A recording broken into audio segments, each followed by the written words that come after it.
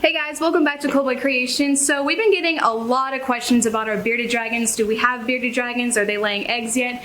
So we just found out today that our bearded dragon, Ginger, just laid her first eggs of the season. So let's take a closer look.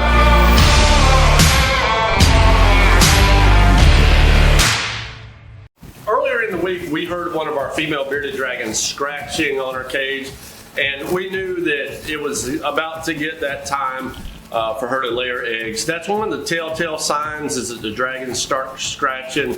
They're looking for a way to dig a hole. So we placed her in a box filled with damp potting soil, and come in here this afternoon to find that she was sitting on a clutch of eggs she had just buried. So we're gonna dig those eggs up now, get them put in some vermiculite, and get those eggs incubating.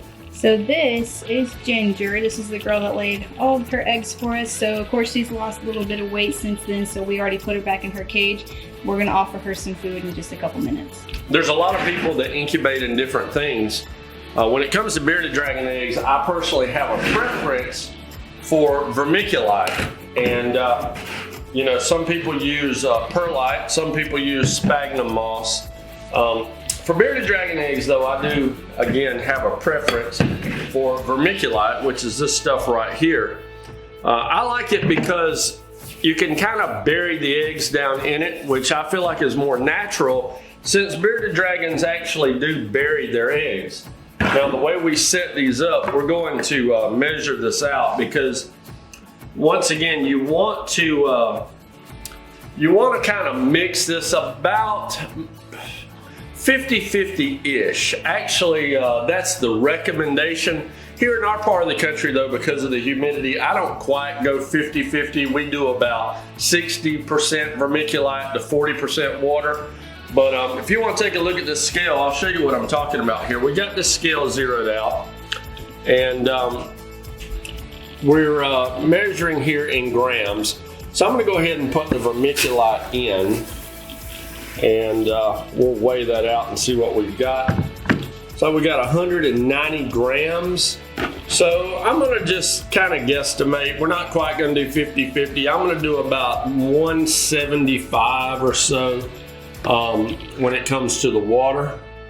So we're going to pour about 175 grams of water in here, give or take. And if we run over a little bit, it's not that big a deal. This is not an exact science. So we got 178, that should work right there. Now I just mix this up by hand. I just get my hands in here and start mixing this stuff up. What you don't want is, you don't want water to actually drain out of your vermiculite. In other words, when you hold this stuff up and you squeeze it, you want it to clump, but you don't want water to actually drip out. If you have water, you're a little bit too wet, you got too much water content mixed into your vermiculite, and you want to just add more vermiculite or either start over. Now, if I was doing, say something like Florida king snake eggs, I would probably go ahead and go 50-50, but I have personally found that bearded dragons seem to do better in a little bit drier incubation medium. So for that reason, we don't quite do the complete 50-50 ratio water to vermiculite. Now, as far as incubation tubs and incubators and all that, we are very naturalistic here. We don't use incubators for hardly anything. We have in times past used them for python eggs, but our room averages anywhere from 78 degrees to about 88 degrees during the heat of the day, and that's perfectly fine for incubating all sorts of reptile eggs, including bearded dragons. So we're not going to use an incubator. We're just going to incubate them in this box here. And I'm going to go ahead and put some of our incubation medium right here in the bottom of this box. I don't want to put it all in there right now, but I'm just going to make a nice little bed of it. And now we'll go about digging up our eggs.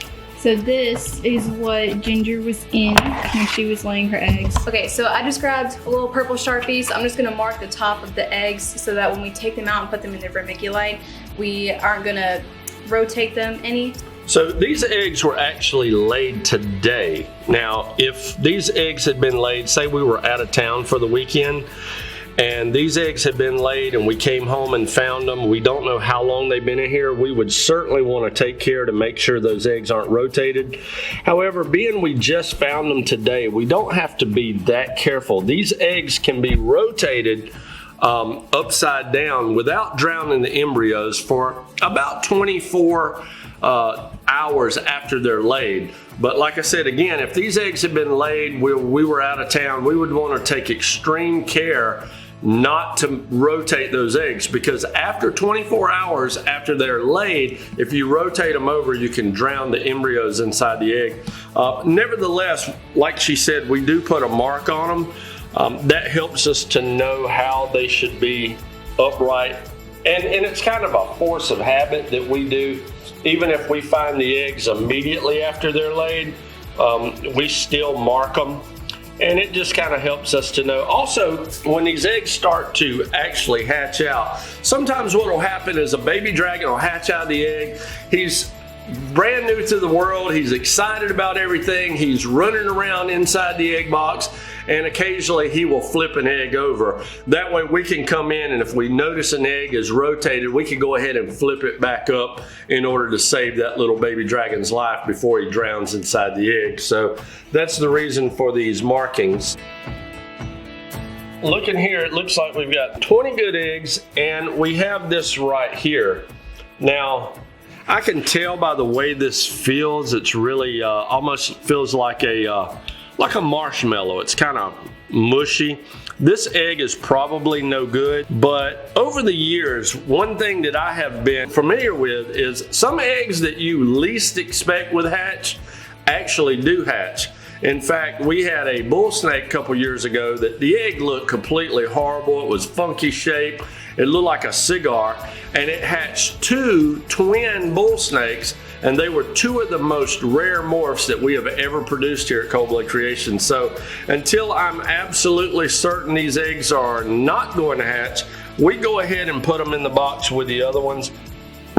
That seems to be it. Now, those of you guys that are wondering what we put in our boxes for our dragons to dig and lay, this is just dirt. I mean, right out of our garden. This is the same dirt that grows the vegetables that our dragons eat. The only thing we do is we add a little bit of vermiculite to the soil when we put it in the box. And the reason why we do that is because we want this dirt to actually be a little moist. We want it to clump. That way when the dragons are digging the holes don't collapse back on themselves. You guys who have been keeping up with us and asking about our bearded dragons, just know we've got 20 eggs right now, starting the process of incubation. It'll take approximately 60 days for these eggs to hatch. Of course, you guys know we don't sell dragons right out of the eggs. We like them to get 8 or 9 weeks old. We want to make sure that they're healthy and doing well before we offer them up for sale. So we're looking at about 4 months from now, we'll have babies available. Okay guys, thank you so much for watching this video, and if you have any more questions concerning bearded dragons or egg laying, then leave us a comment down below. You can also contact us through Instagram and Facebook, and we'll see you guys in our next video. Bye bye! And of course she's false. We got dragon eggs! I don't think I got that in focus. Can you do that again for us, sir? Oh,